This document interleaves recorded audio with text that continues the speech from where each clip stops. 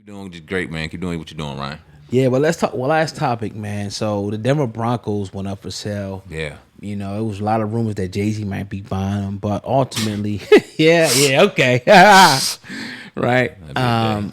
The Waltons, the family that owns Walmart, ended up buying the Denver Broncos for $4.5 billion, and it came out today that Kanye West and I think Magic Johnson were in the bidding, but they lost that bidding war. I don't know if they capped out at 4.5 and said they ain't got it, whatever the case may be. But yeah, they didn't get it. Well, my bad. You going? No, I'm good. I'm good.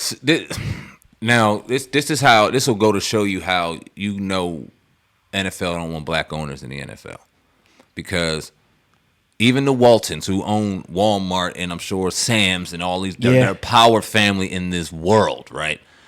I'm sure they have the money to buy it outright. They're not buying it outright. Banks are loaning these things to them because they understand that they can recoup it and things like that. So you don't mean to tell me that somebody like a Kanye West and a Magic Johnson combine forces, they can't get a bank loan for $4.5 billion over a certain amount of year period and be able to recoup that? Right, easily. Without question. So why wouldn't a bank, if you're trying to include black and brown people within this organization, this billionaires boys club that you guys have, where you say we need more of us, and it'll trickle down into GMs and presidents and coaches and things like that, why not give those little bit amount or open it up a little bit more to give them a loan? This just goes to show you that this shit is fixed on another level, because Jay-Z, Kanye, Magic Johnson alone would be able to do that. Combined, it's a joke. Yeah, and it's like, it just goes to show you like the different power structures in America that own the different corporations ain't trying to give up ownership of those. Yep. They're not trying to. There's certain things they're just not trying to let you own. You could play for us.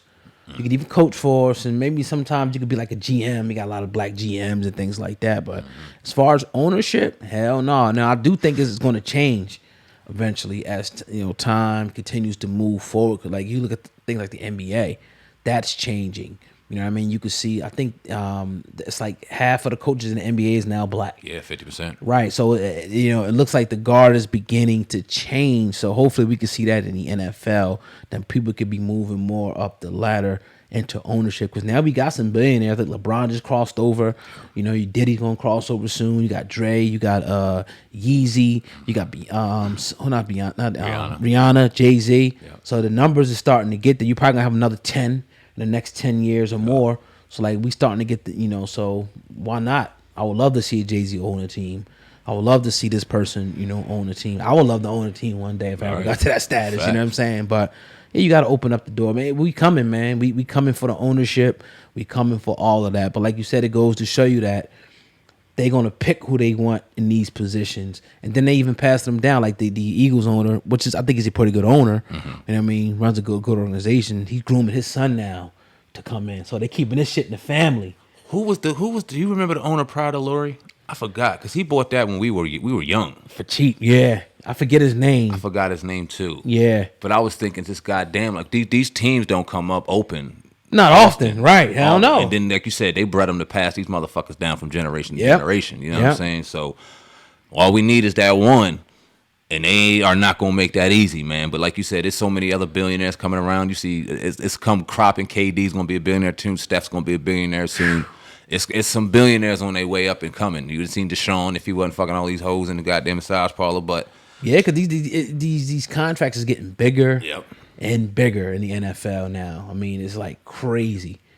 And NBA is just like motherfuckers getting 200, 300. And nobody was getting no 200 million in the NFL. Hell, them guys back. I hear the guys talking like Seth Joyner. Them guys. They said they got jobs.